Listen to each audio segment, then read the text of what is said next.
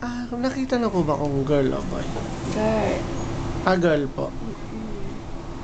Ayan ang tsura niya. Ito? Anong part po yan? Ayan. Ayan ang motion niya. So, ito yung bibig. Ito yung ilong. Oo, ayun. Ayan, lips niya.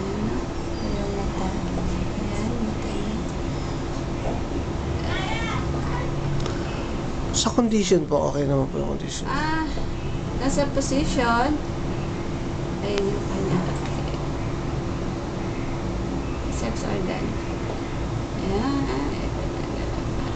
Ayan. Oo. Okay. Puso.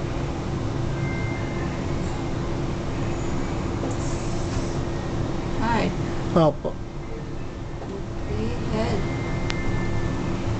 Ito na yung face. Okay. Ito yung nakatabing lang kasi siya. Placenta kasi ito. Ayan, mata. Ang mata. Ayun, kumagalaw na. Okay na. Okay po. Sige po. Thank you po.